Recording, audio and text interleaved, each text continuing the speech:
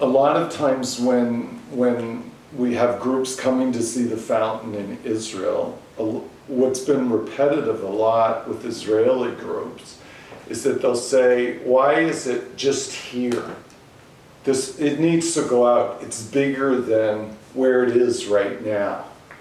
And people would even suggest Yad Vashem, for the fountain to go to Yad Vashem. And I would look at them and I would say, okay, the moment that you can convince the director of Yad Vashem, I'm totally willing, would be incredible. But you don't take it that serious. You're just dealing with everything you're dealing with in the fountain there.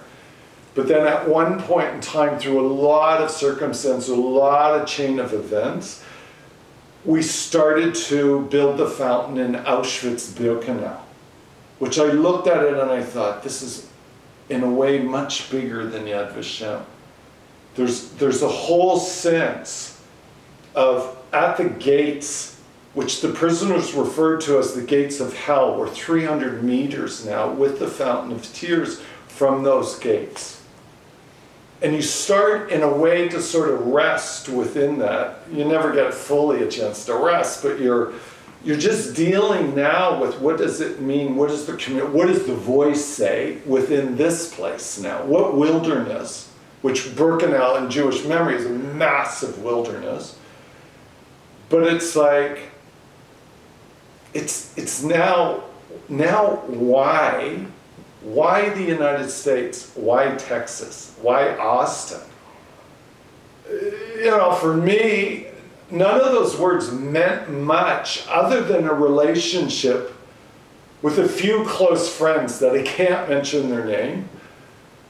But it's like all of a sudden the sense that it needs to now go out.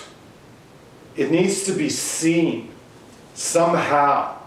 I've gone out many times with the DVD and spoken at churches and had all kinds of reactions to the DVD that will create all kinds of questions and dialogue, and you deal with it and people get more or less an understanding of the fountain within the presentation of the DVD. But in a way, the whole sense of Austin, the whole sense of coming to the States, it's more to it when you're physically bringing, even if you're only bringing a portion of the fountain, it's almost like sculpture especially has a territorial significance. A painting, you look at it on a wall, and it either matches your couch or it doesn't. It can draw your attention for sure, and it has a communication within it.